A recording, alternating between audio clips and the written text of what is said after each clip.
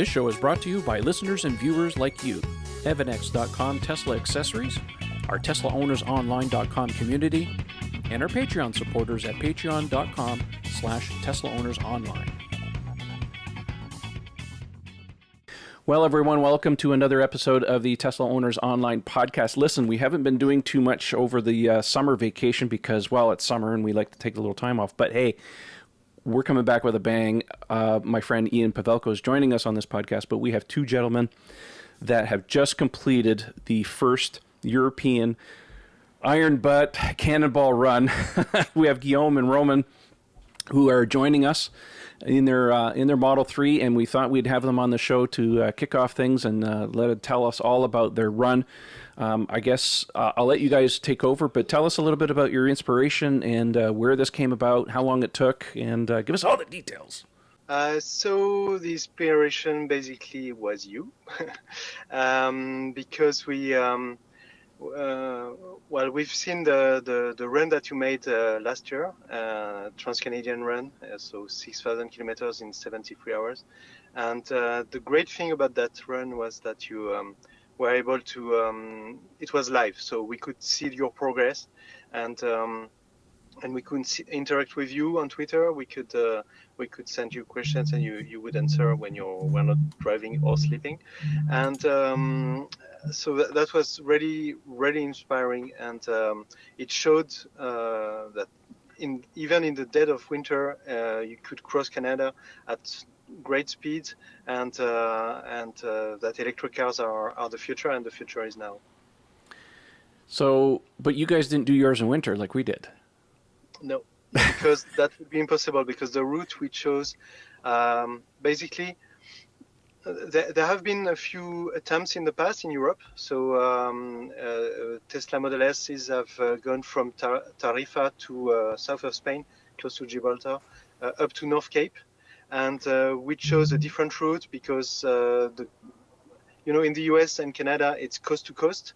So it's a tradition, and it's really, people in the US and Canada really do travel those routes. In Europe, we have different countries, so we don't have family members in Norway. It's not the same thing. Like, you could have some family member in Halifax and another one in Vancouver, and that's perfectly normal in Canada. In Europe, it's not the case. So people travel within their own countries, or maybe they go on vacation within the closest countries. But we don't have. Basically, no one is traveling 6,000 kilometers just on vacation or to visit family. So we had to establish a route, and coast to coast is nice, and we don't have coast to coast because we have the west coast, and on the east coast it's basically Asia. So we used to say that Europe is from the Atlantic to the Ural mountains in Russia, in Siberia, but which place? So there is no border. So no definitely fixed place. So instead of coast to coast, we chose Cape to Cape. And the funny thing is, Cape St. Vincent in Portugal is on cliffs that are 200 or 300 meters high. And it's the same thing in North Cape, in Norway, Cape North. So both capes look very similar. And the route is longer than the Tarifa North Cape route. So we basically, as I said on Twitter recently, we basically chose the longest route to cross Europe from Cape to Cape, the longest route that made sense. And a friend replied, well, nothing of that really does make sense. But we see what you mean. Nothing really makes sense when you do these things. No, exactly. So how long ago did you start planning this? Because like Ian and I, it was literally 2 weeks at the most, Ian. Yeah. It was like a phone call. Yeah, you want to go? You want to go? Okay. So yeah, tell us a little bit about your planning and what you did. Initially, it was supposed to be a few weeks or months before, maybe early 2020, and we after your run. Yeah, and we thought we could do it early summer 2020, so maybe June 2020 initially. Yeah, because the roads are closed, and the weather. We're not accustomed to driving on the snow, because we don't have snow in France anymore, unfortunately, because of climate change. And so basically there is a very narrow launching window to do that. Because the road of Nordkap is closed, so you just cannot reach it, even with snow chains. So it's basically, I would think, from May to September. And did you guys have, like, what kind of tires did you have on your car? So those are my summer tires. I put Michelin Pilot Sport Aces recently. Okay. And when I replaced the tires, the rear tires were the Hankook, were the OEM tires, were worn out. But the front tires, because I didn't switch, I didn't make a rotation, the front tires were still okay for a few thousand kilometers. So these are the guys you see in the back, our two passengers. And they would be helpful if we had a flat tire. We could go to where we could inflate the tire with the foam and go to any shop that we find and have them replaced without having to wait for 7 days to get the new tires. So because the lead times are that high. So that would have, taken 1 or 2 or 3 hours out of the run, but still made the run possible. Because I don't have spare wheels, I didn't want to buy spare wheels for the trip, and the car is running 19 inches wheels, because sport wheels, because that's what my car has.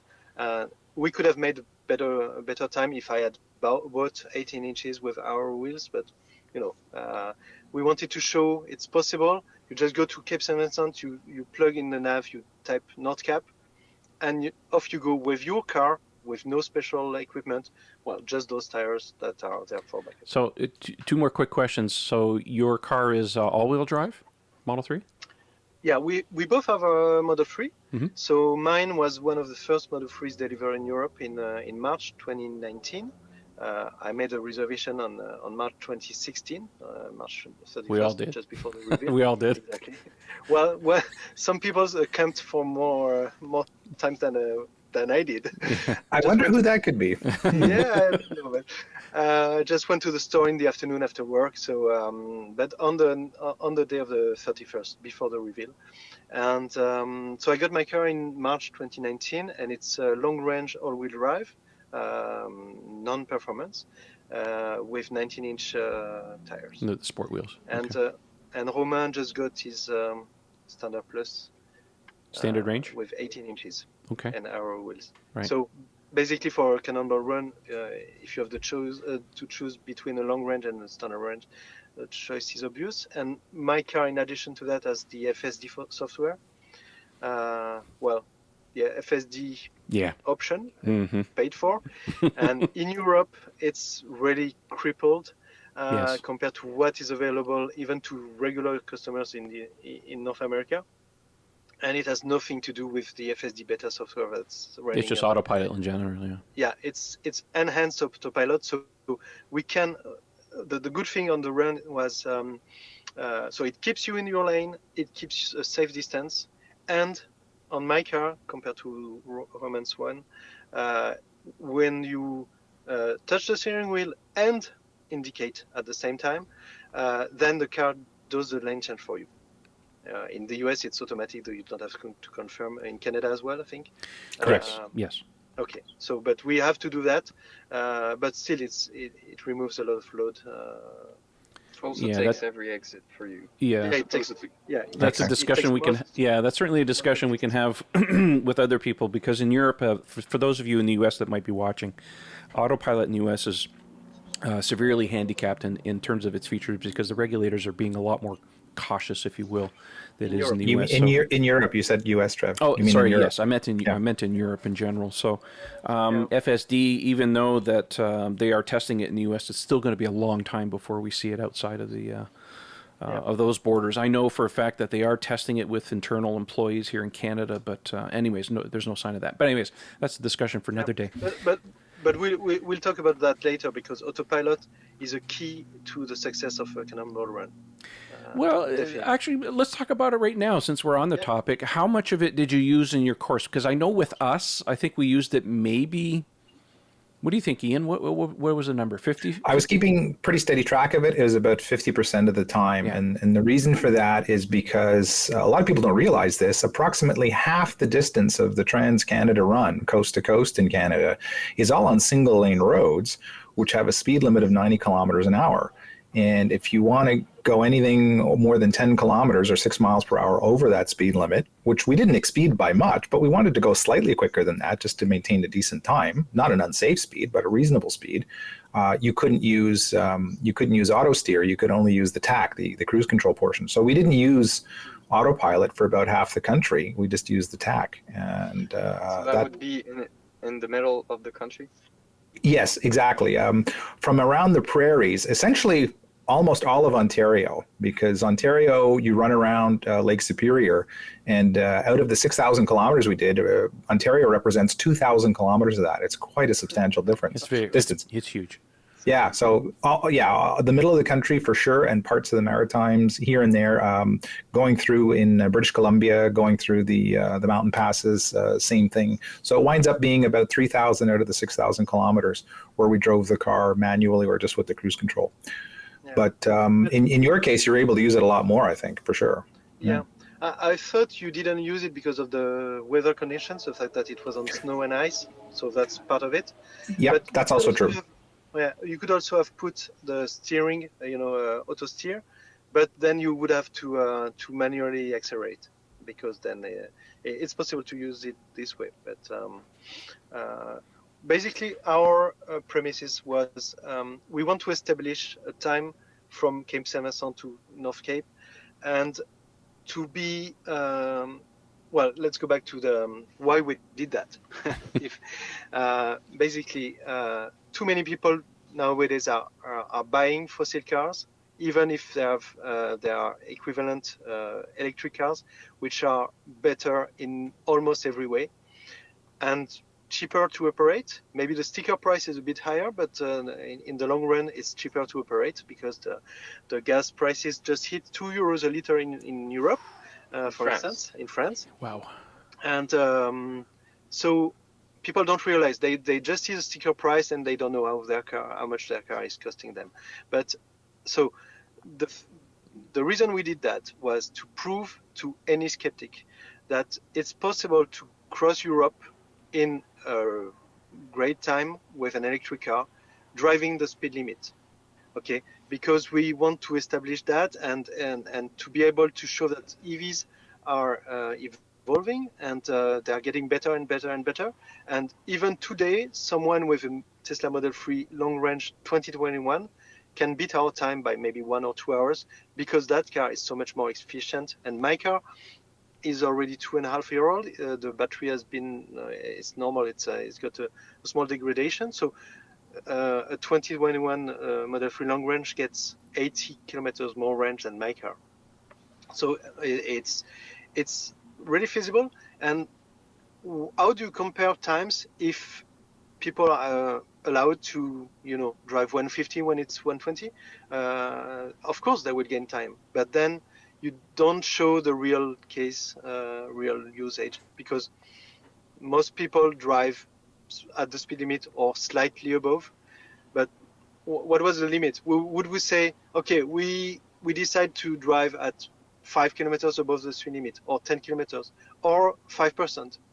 How do you define that? Well, the only reasonable solution is to say, well, why not the speed limit? And it worked. I mean, it's boring at times because sometimes speed limits are really, you have difficulties to understand them, and the road is the same, and suddenly you go from 80 to 50, usually going in villages, but sometimes you are driving the same road, it's 130 and then it's 110, and then maybe it's 90, and sometimes it's 70, sometimes it's 80.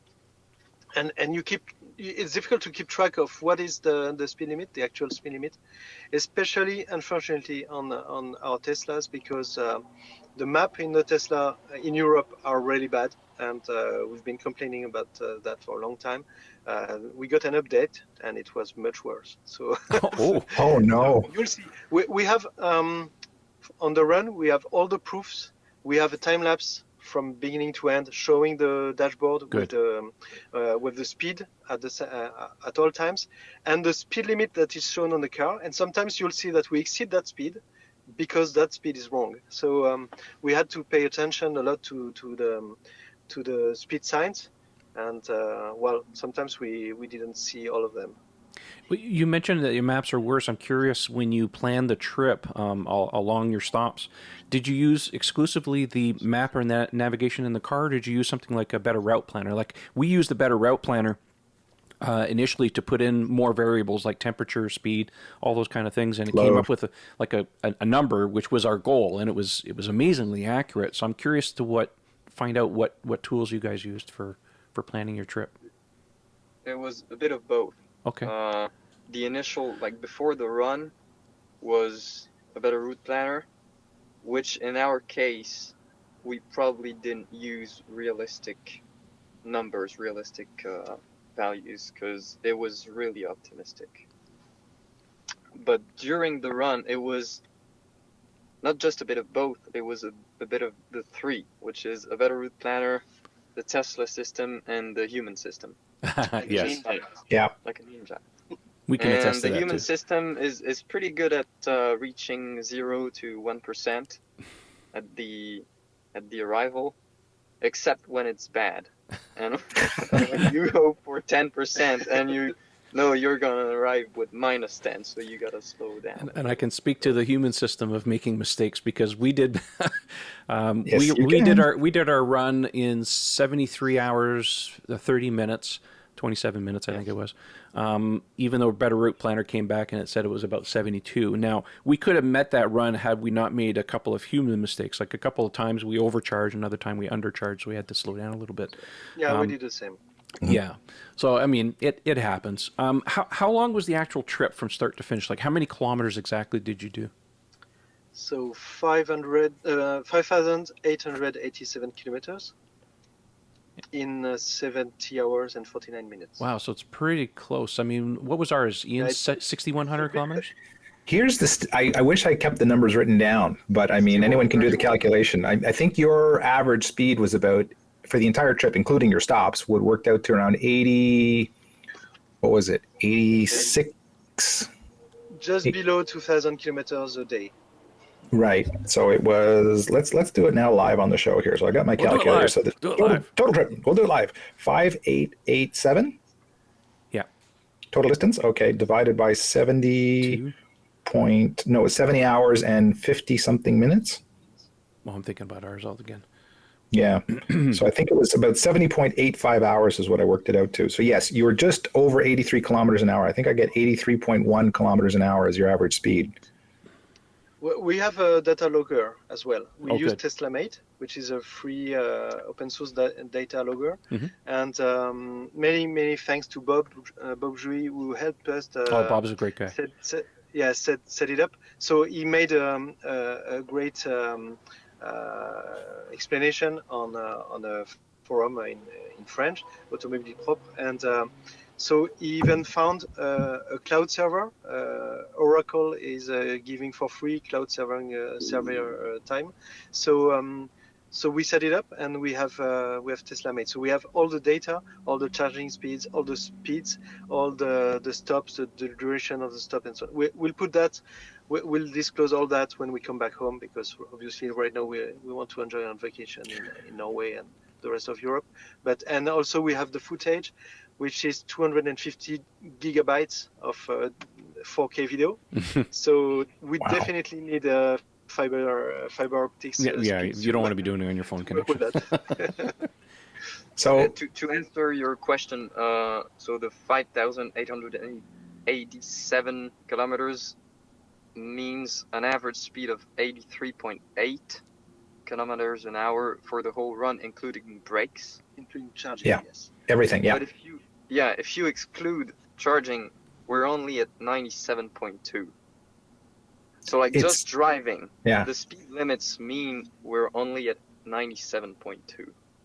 It was because, pretty for close. instance, France is about 1,000 kilometers long, and we had rain for almost all the trip in France.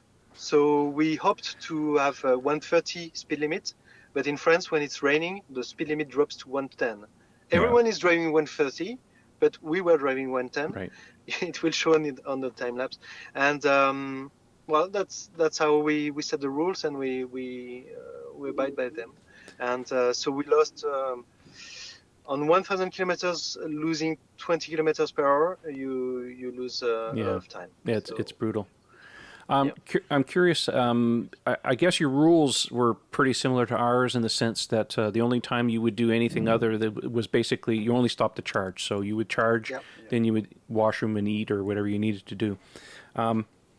Having said that, having done almost 6,000 kilometers for yourself, and I think I saw a comment from one of you on Twitter that you realized that doing it with two people is fairly difficult. It's stupid. You shouldn't do it.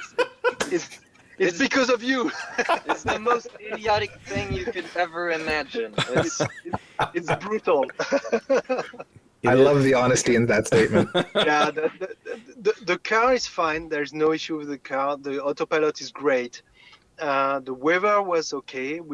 In Sweden, we got rain and fog and water puddles, which were really tricky to handle because they would slow us down. And we did some aquaplaning, but the car is on rail, so no issue. But it would reduce greatly the efficiency. So we manually drove there in the middle of the lanes across the lanes to avoid the puddles.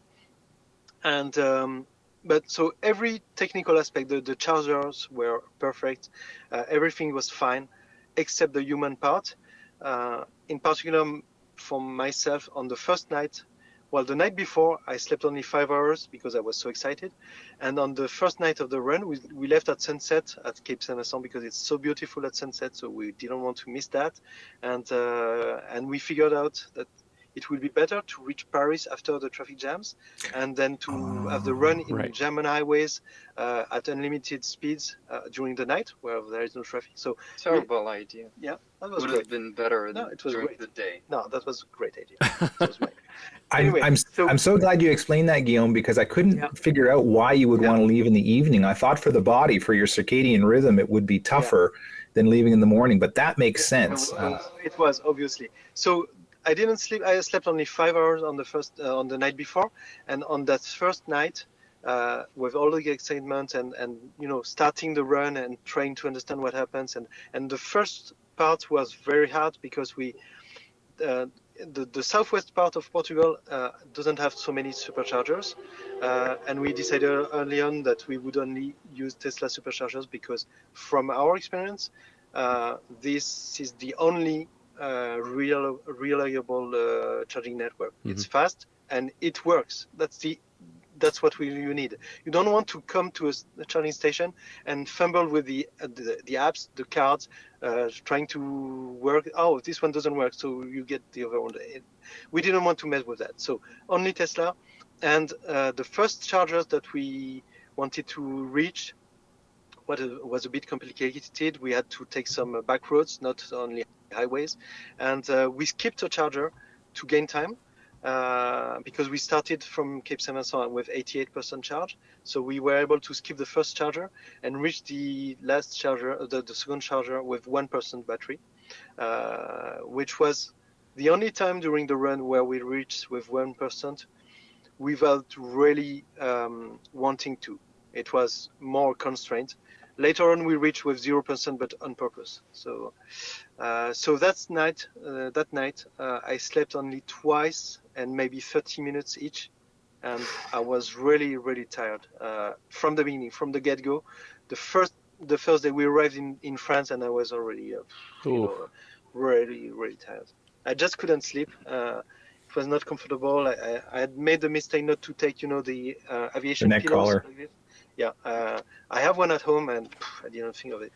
But I had my pillow, and Romain had one. So this is basically the sleeping position. Okay, we know that one well. Yes, we know that one well. You're doing like this, and you hope you are trying to sleep, and it's just hard. I know when Ian had called me and he says, "Do you want to do a cross Canada run?" My only concern about it was my inability to sleep in a car. I just cannot do it.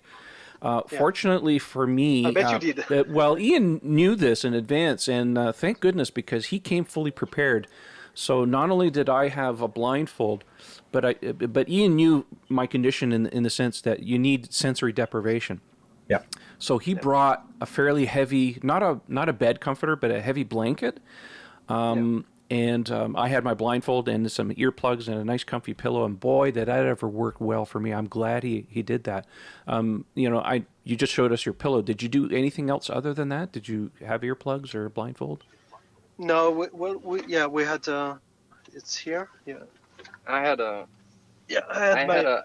tissue mask, like a cotton mask, Okay. as a blindfold. Oh, okay. okay. I got my blindfold It's at home. the Yeah, COVID mask moved up here. We had a checklist. We had a checklist of everything that we needed to bring, and we still missed it. So anyway, and so I have my polar jacket. Yeah. And so I was like this. Okay. And I had it's here, I think. Is it here? Yeah. I have my Air France. Yes. Yes, there we go. That's what I had too. Yeah. Now, Romain, how did you sleep? Were you able to get some rest? I seem to sleep fine in a car.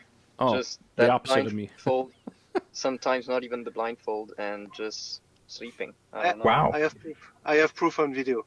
I don't know. Some music too. Some music in my ears. Yeah. That's it. Yeah. Interesting. Yeah. Okay. But we had to resolve to Romain was driving, and then I was tweeting. I was updating the PolarsStep tracking app, and so on. And he was, almost shouting at me, "Go to sleep! I can't sleep!" I'm excited. And tweeting. And I was tweeting. He was and then, supposed to sleep. Go to sleep! I need you later because I want to sleep while you drive. Yeah. You're right. Maybe I should sleep. Then I tried to sleep, and I was, I can't sleep. I can't sleep. Yeah, the human factor is brutal when you're doing these things. I mean, you know it now because we've done it too.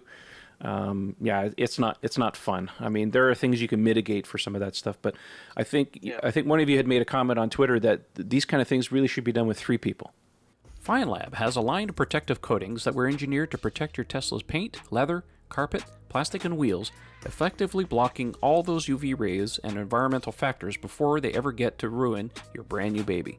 FineLab offers a complete line of car care products and ceramic coatings for both the do-it-yourselfer and professional detailers. Did we mention we also have the world's first self-healing coating? Check us out at finelab.com, that's spelled FEYNLAB, to see the science behind the self-healing. Check out our product catalog and click Contact Us for a free quote from a certified installer in your area. FineLab and Tesla, we were meant for each other. Yeah. But then the third person in the back, well, I don't know how you sleep. It's even less comfortable. Well, those seats, the seats in the front are, Amazingly incredible. comfortable. You don't have to sleep in the back. You can just rest. I don't know, but well, You don't know if you can rest. I went on vacation with my wife and daughter, and we went to Italy. We drove 4,800 kilometers, and now from the start of the summer, I'm at 17,000 kilometers, including this run. So, and I've got a broken vertebra. My first lumbar vertebra is broken. I've got titanium plates and bolts and whatever. I don't feel any pain. There is no issue. The seats are fantastic. Yeah, they are. Yeah. Sandy Monroe says it's the best seats in the world. I believe him. I mean, it's really crazy how good they are. But I sat in the back recently, and I wouldn't advise that. On the Model 3, the back seats are a bit too up straight. That's true. It's good for kids. Also, the suspension, you're very close to suspension, and the Model 3 is a sports car, so it's a noisy, bit it's a bit hard. So I wasn't really comfortable in back. It's still okay, but it's not a perfect place. But the front is great. Oh yeah, It's fantastic. I agree. Having done the run, now that you've done it, what would you change? What would you modify? 3 people sleep during the day before leaving at 8, like leaving at 8 like we did, but sleeping during the day, and that's about it. We went to the swimming pool. We didn't sleep. That was great. In- We had a great hotel in Portugal. It's a fantastic place. I can imagine. I know for For us at the end of the trip, we 99 couldn't wait to have a good night's sleep in a good bed. Yeah. Remember, I mean, it was one of the best sleeps I ever had. It was incredible. For me. And I laughed so hard when I saw you post how good your first shower was. Yes. Yeah. That was a religious experience when we got to Halifax, and I got this big blast of hot water. It was like, oh. Yeah, nothing like a fresh water is shave. the thing. Yeah. Yeah, it And was. since we are on the topic, we were really surprised because we didn't change for 3 days, and we were really surprised that we did the run without breaking a sweat. Basically, it wasn't smelling too bad. No. It was bad, but not horrendous like we would have thought. I think we got that question a few times, like how bad We did it did. get? But it wasn't that, No, we were okay. Well, we were very careful with what we ate. I mean, we were stuck eating a lot of really bad food along the way, but we didn't go for any really spicy Mexican food or anything. Yeah. That could have gotten downright dangerous by day 3. I was gonna ask you, what did you do for food? Just restaurants, like fast food? No, you can't. I don't remember eating all that much on the trip. We brought a big we bag of didn't. snacks with us, and the only times we actually had really big dinners was maybe once a day. Yeah. Okay, so still once a day you found a way to get the time to eat a proper meal. What we did is we went just before the Cape in Portugal. We went to a supermarket and we bought lots of fruits, kilograms of fruits. Every fruit you can imagine, you name it, we got them, and we ate them. But we didn't even have much time to eat them because, well, in the car it's not too practical. You get the juice all over the place, and outside the car, some stops we stop only for 8 minutes. So you just have time to take a picture, put it on PolarsSteps, maybe go to the toilets, but you have to run and you go back to the car. Let's go. Yes. So definitely not a good way to travel. That's not the point. The point is not to say you need to drive that fast and not stop and just stop for a few minutes. The only point is to do that. It's possible. And in real life, with my wife and kid, the car is always waiting for us for, let's say, lunch stop, lunch break. The car is charged in 15 minutes, enough to reach the next supercharger, and then we stay there for 1 hour and 15 minutes. So that's the reality of electric cars. I agree with you 100% on that. There's no issue with charging times. Yeah. You get the odd person that will say, "Well, I'll never buy an electric car unless it can charge 2,000 kilometers in 5 seconds." Yeah. It's completely unrealistic, and that's not how you drive. And you're absolutely right in doing these is to prove a point that if you wanted to do these type of cannonball runs, it can be done. But realistically, nobody drives like that. And It's horrible. I know it's not good for your body. But you're absolutely right. Your observation about the charging situation is exactly what we experienced too. Literally, you have to run because you're going to charge so fast we have to get to the next stop. But in reality, you don't do that. Go ahead, Ian. No, I was just going to say, the strange thing happened. I found as the trip went longer, I really enjoyed it. Like when we were crossing around Lake Superior, it was around 7 a.m, Trev, when we stopped at that stop that had the Tim Hortons. I want to say it was in White River. It's all a blur now. Yeah. But anyway, one of the northernmost points in Lake Superior, the car, because of the extreme cold, it was saying you were going to charge for 30 or 40 minutes. And I was so excited because we can actually go sit down at a restaurant and eat like human beings. It was almost like that's where you did your live show I was able to ask questions and back and forth, on a chat. I think we did that in the car. I don't think we did that in the restaurant. No, that was in the car. I do remember that stop because I plugged in the charger and it was a snake because it was so cold. It was minus 20. Well, you know what the minus cable was 20 is practically like. frozen. Yeah, it's pretty cool. Oh, But how strange is that? That you're actually looking forward to the car needing longer to charge so you can have a real meal. That's the only point I wanted to make. Actually, I wanted to ask the guys, speaking of temperatures, obviously since you're starting in Portugal and you're ending up in Norway, what's the coldest temperatures that you've encountered so far? Four at the end. 4 For Celsius. where was it? In Alta? Well, in I think- Alta, then we got a little Yeah. more, 6 or 7, Yeah. then back down to 4 when we got to North Cape. 4? Yeah. So T-shirt weather for for our us. American friends, it's about 38 degrees Fahrenheit. Yeah. I T-shirt- mean, well, that's listen, t-shirt. this time of year, that's pretty cool, and it will have an effect on your range for sure. Oh, yeah. I think anything under 15 Celsius, I start to see range effects. Oh, yes. About the range, We'll try a 2021 Model 3. Good, Ah, Yeah. different, Even at different story. luck. Good luck seeing a difference. Mhm. Yeah. Heat about pumps. the range, I always joke about the fact that my car has a better range than my bladder, and it's true. It's true. When I went to Nantes, so it's a 3-hour drive to go to Nantes, which is a city northwest of Bordeaux, where I live. I went there for the pickup of Roman's car, and I had planned to stop at the supercharger just before Nantes because I wanted to. I knew I didn't have destination charge, so anyway, I would need a break, and I couldn't make it. I mean, the car would make it. I wouldn't, so I stopped to basically to pee, and and I was rushing. Okay, so 5 minutes. What? It's the strangest feeling is when you are in an electric car and you stop somewhere.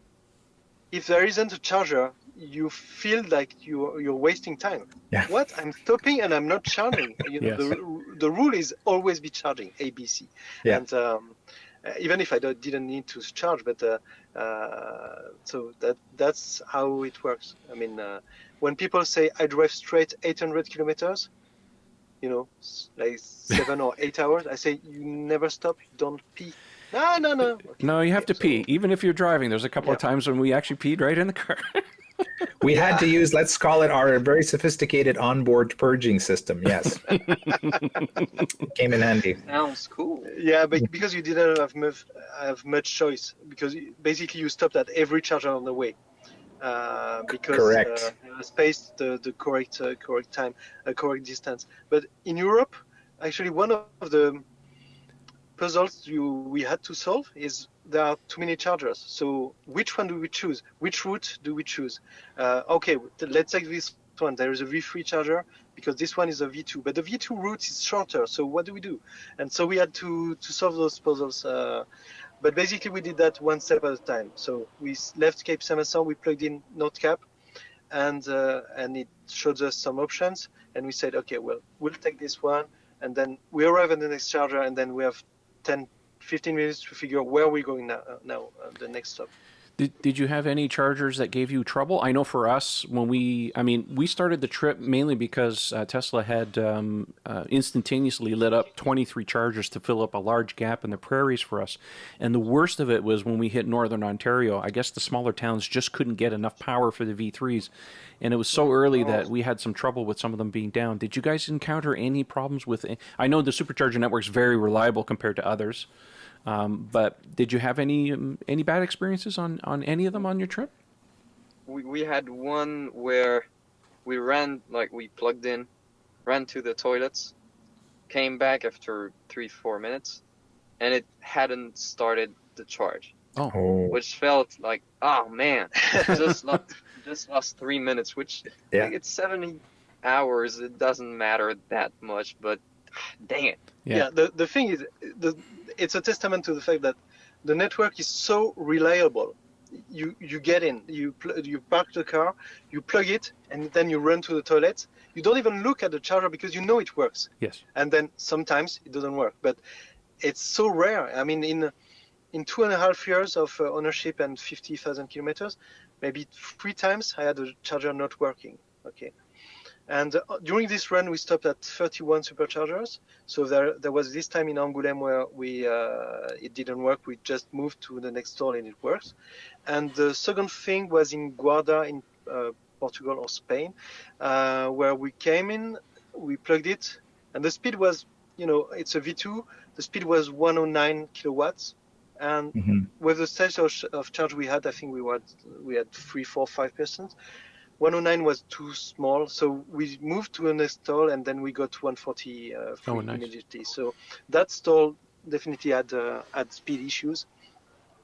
but that was the only times we had to do anything about the charging. Every other time we just plugged it, it worked, and the speed were great. I know for you us. guys never had an issue with the car?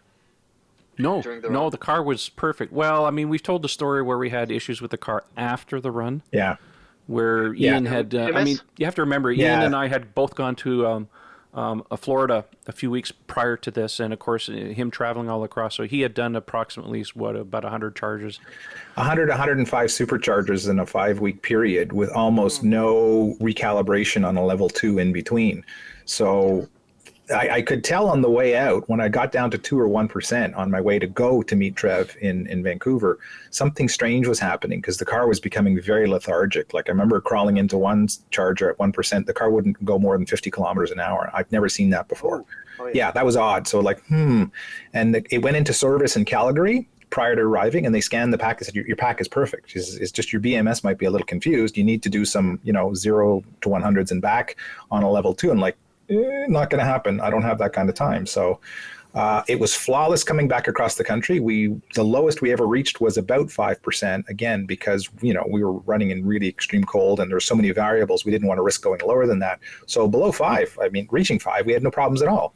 And then on the way home, as we've told quite a few of the listeners and viewers, we reached a point where at around, I think it was at 11%, it started, Trev, where the car wouldn't exceed 100 kilometers an hour, and it started losing power. And by the time we reached the supercharger at 8%, it was down to 50 kilometers an hour top speed, which was really highly unusual. But again, we're talking about a car that had been supercharged 100 times nearly in a row. So no kidding, the BMS is going to be really confused. And as soon as I got home and I did the 100% charge down to 5 and then back up, flawless. It was perfect. Yeah. Yeah, we didn't encounter that. On the way back from Nordcap, we reached Nordcap with a 8%, something like that, just 12%, just enough to go back to Onyxvag, which is the small village just below. And on the way back, I did some heavy accelerations just I wanted to basically reach Onyxvag with 0% again. I didn't succeed. We arrived with 2% at the world's northernmost supercharger. Onyxvag is 73.9 degrees of latitude north, and I was really surprised. Well, the car at that time at 1 or 2%, then I punched it hard, and it would go from 0 to 30, almost like a normal car. And after that was really lethargic. And we charged it a bit at the supercharger just to tell that we've been to that northernmost supercharger in the world, and we came to the hotel which has a destination charger. So since I remember that story, we recalibrated. Well, we went to 100% on slow AC charging. Oh, very good. Excellent. So what are your plans now? Where are you guys right now, and what are your plans? Obviously you're heading home, so what are you up to now? Slowly going down the Norwegian country. Mm-hmm. And it's pretty nice. It's all the same, though. It looks very similar for a few thousand kilometers, I think. But it's right nice. now, yes, but it's getting better. Gonna drop into Oslo and say hi to our friend Bjorn? We'd love to, but we know we need a mean to reach him. We know a few Norwegian friends that may be able to reach him, so we'll see if it works. Try him on. He's on Facebook, so I would try Facebook. I know Facebook. I don't like Facebook, but I've talked to him, but it's always been on Facebook. So really, okay. Yep. So I don't know if I can reach him with DM. Via DM on Facebook. I think I've talked to him on Messenger before, so give that a try. See if you can get a hold of him. I would love to see that. I have to think he would want to talk with you. I mean, this is right up his alley, your project, for sure. Exactly. For sure. Exactly. Yeah. Well, Bjorn was definitely the first YouTuber that I've watched in 2014 when I got interested in Tesla again, because I've got a story about that. But and his videos were great. You know, he was measuring efficiency. Likewise, he's doing. He's a nerd. He's really deep into the numbers and even correcting for the inaccuracy of the speed, the percentage, and whatever. So yeah, he's definitely someone we'd love to meet. And about Tesla and me, I got interested into Tesla in 2006, when they revealed the Roadster. So I saw that, and I said, "Whoa!" So electric cars can be fun. I mean, it's not like just a golf cart or electric van or whatever.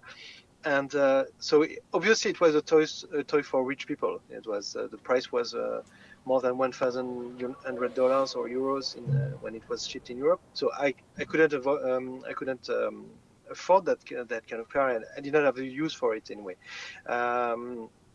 But I couldn't afford it. So I forgot about the Roadster and I forgot about Tesla. And then the Model S came, and I just saw some pictures and I thought, okay, yeah, a big sedan that's okay, can go long distance. That's good. But then the charging must be slow. So, well, I don't know. And then they revealed the supercharger, and I didn't pay attention to that. I was on another project. I didn't realize that. And what made me click about EVs is the rally they made, the Cannonball basically, they made in 2014 in the dead of winter in January.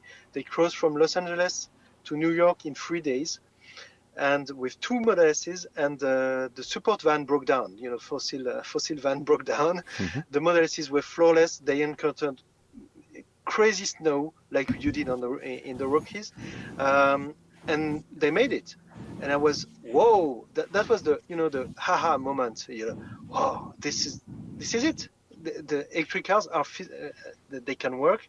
It's that's how that's the future, and it was happening. So I got interested in Tesla at that time, and I watched every video I could about Tesla. I read every article I could for 2 years. I was really amazed at what they are accomplishing, and then I reserved my Model 3 in 2016. Any plans for any future EVs, Tesla or otherwise? Romain? Somebody mentioned to me the idea of doing a similar trip with an Aptera or a Lightyear one, which I would love. Mm-hmm. I have no idea how to get my hands on one, but Well, let's put it out there. If anybody has one, we have your team. But would you really love doing a Cannonball again? oh yeah, Oh, I'm not sure. oh yeah. Oh, I'm not sure at all. Well, let's just say No, that you're longer than I am. You're sorry. You're let's just say younger that than I am. Ian has floated the idea, a slight variation of that. Obviously, with the pandemic, it's put everything on the back burner. Yeah. But we have some ideas on how we can make it more interesting and to involve more people. Yeah, So, we'll see. not the same thing. You wouldn't want to do the same thing. You'd die of boredom, but a variation of it. Yeah. I have plans on doing a large road trip when, let's say, With the the Roadsters Roadster. arrive or something like that. But it won't be a Cannonball In run. 2 weeks. It'll be like a 2 month-long weeks. thing. Yeah, That's 2 weeks. right. 2 weeks, exactly. Right.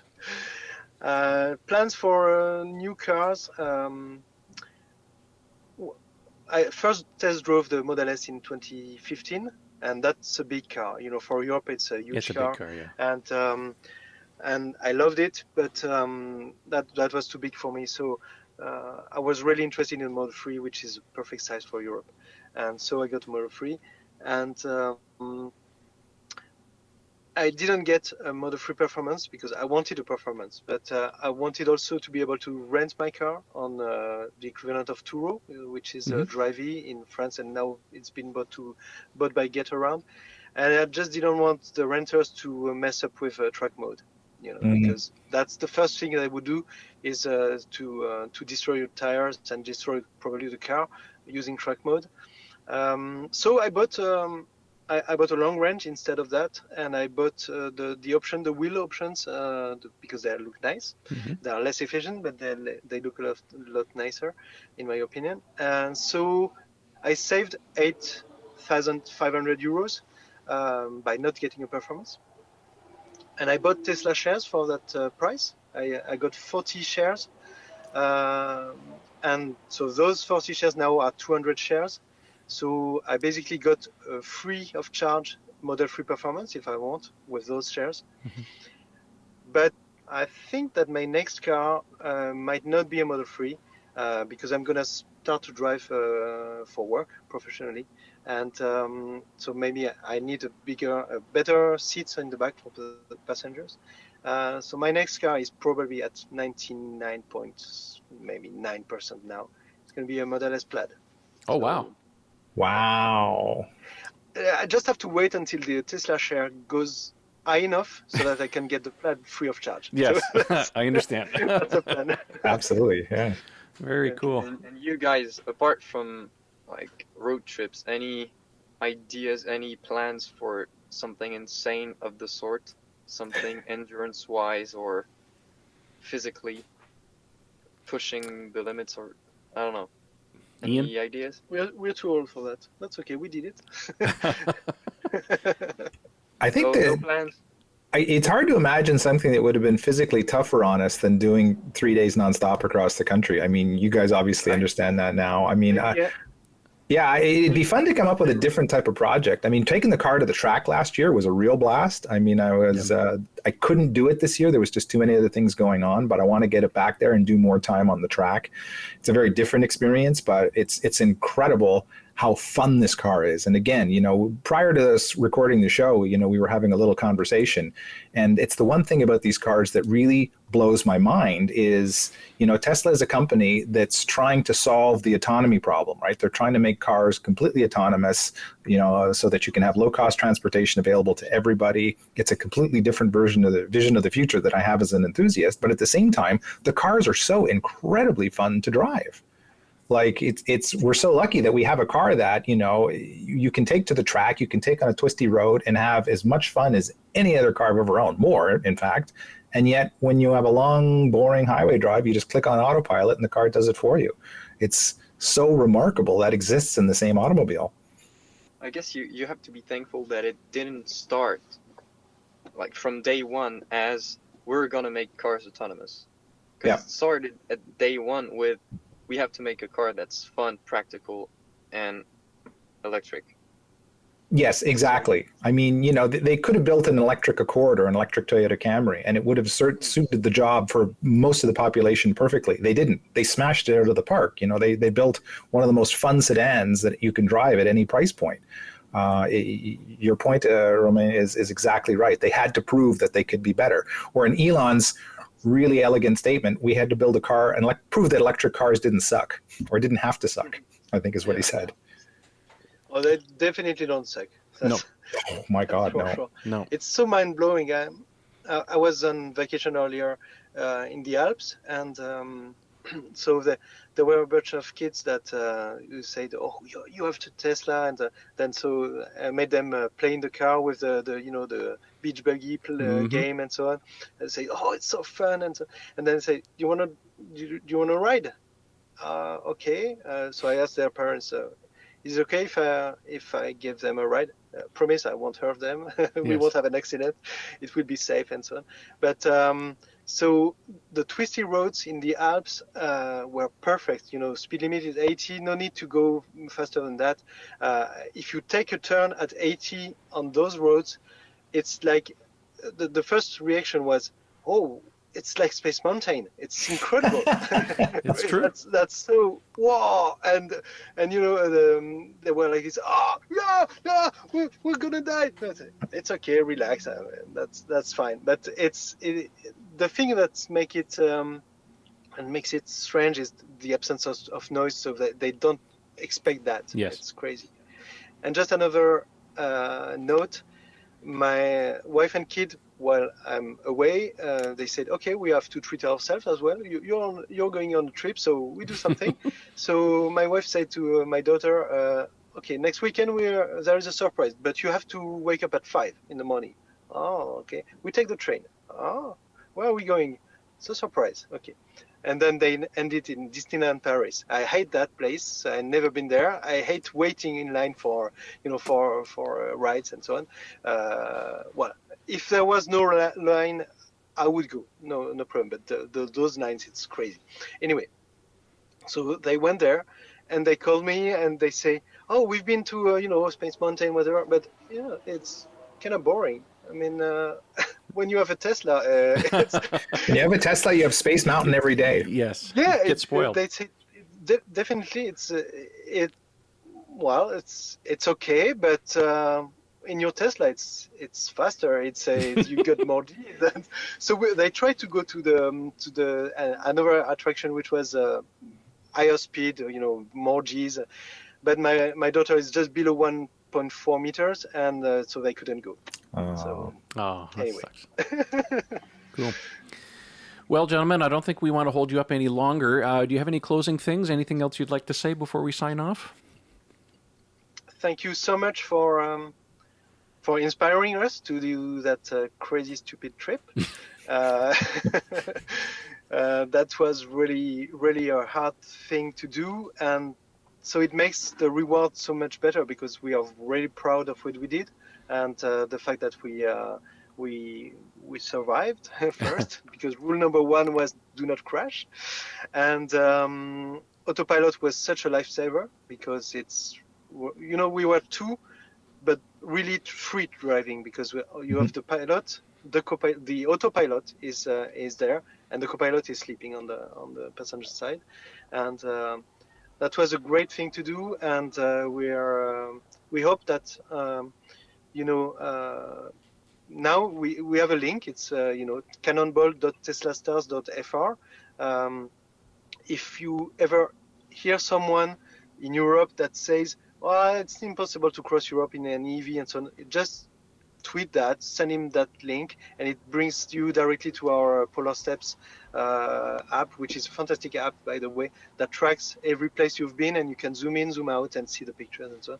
So definitely, we proved the point. It's possible to travel fast in an EV at legal speeds, and it's much better than any fossil car, and there is no emission because the supercharger network is 100% renewable. So we have to go this way. There is no other way. Yeah. Well, for those of you who are listening or watching, I'll put a link to their efforts in the podcast description. You guys are popular on Twitter. What are your Twitter handles so people can follow you on Twitter? It's Tesla Owls, so TESLA Owls. OWLS. Very good. Yeah, like the and Tesla Stars, TESLA Stars, STARS. Tesla Stars. Again, links will be in the video description if you guys want to follow them on Twitter. Yeah. So my car's name is Aldebaran. That's the giant red star in the Taurus constellation. So all my Teslas will be named after stars. I've got a few names already. That's cool. I have some names too for my future cars, but some of them are not safe for work, so we'll leave it there. Roman, what do you call your car? Mine is Mia, like Pulp Fiction and La La Land. Oh, very good. Oh. Very cool. And final thought. If anyone wants to, if anyone wants to make that road trip, I dare you, I double dare you, do it. But do it with 3 people, and come talk to us. We'll give you advice. Yeah, do it. Definitely, the records are meant to be broken. That's right. We would be thrilled to have that record broken, and we will help you. We'll give you all the advice we can give you. We will tell you where we messed up, because we messed up a few times. Do it. And do it, but be prepared, because it's really hard. It's brutal. And that will, the way we see it, there is no competition in that space. We are one team of humans fighting climate change and showing people that they can ditch their fossil cars and get into the future with EVs. And that's the only thing that matters. Absolutely. I agree with you. Well, it's time for us to sign off. Ian, where can people find you? Well, before I do that, I haven't officially congratulated our guests on the feat. I mean, we've been talking and talking and talking, but just face to face while I have you here on camera, I want to tell you, I am so thrilled at your achievement. I mean, and I'm very humbled by the fact that we had something to do with inspiring it. It's such a major thing that you did, and it's a very different environment in Europe. And people might think, well, it was the summer, it must have been easier, but you've described a lot of the challenges you overcame. I think it's fantastic. And I hope that in turn, your journey now inspires somebody else in some other region of the world, in some part of Asia, perhaps in Australia. I would love to see this done in every region where people drive to prove the exact same point. So let's hope that, this becomes a chain of events, that somebody else takes on the challenge somewhere else, because we want to prove this. We're there. I mean, this is now feasible for everyone who at least can afford a car like Tesla. And we know that there's even more affordable choices coming down the road very, very quickly. So let's hope it cascades and we see more and more of this, so we can put all of these terrible, myths to bed. So thank you, gentlemen. Thank you so much for doing this. Thank you. Thank you. And on that note, yes, I will sign off. My Twitter handle is at Ian Pavelko. You can find me at the Tesla Owners Online forum, and the handle is Matt Hungarian. Direct messages are open on Twitter, and of course you can just tag me at Matt Hungarian on the forum if you have anything that I can help you with. I'm always glad to do so. That's where you can reach me. And if you're looking for some, what is now becoming vintage Tesla wear, I got to do something about that, such as my Evolve shirt that I'm wearing today. And Guillaume actually had his out on the trip. I was so thrilled to see that. So you can find that at Teespring, Teespring, all one word, .com, and look up the shop on there called Matt Hungarian's Evolve Wear. Excellent. Well, that leaves at me. You guys can follow me on Twitter. The handle's Tesla Owners Online. Don't forget to check out the forum at teslaownersonline.com, the best and friendliest place to discuss all your stuff Tesla. And I want to say a huge thank you to our two sponsors, the guys at Evanex for Tesla accessories, and Fine Lab ceramic coating. So if you want to protect your paint and your beautiful Tesla, make sure you get a good ceramic coating from these guys. Gentlemen, thank you very much. Congratulations on your run. It was very inspiring to watch you guys. And now you know what it's like to do an iron butt run. It's not easy, but it sure is fun, and it's something you can put in your pocket and you have for the rest of your lives. Thank you for joining us, and we will see everybody on the next show. Thanks for watching, and we'll see you next time. Bye, guys. Thanks.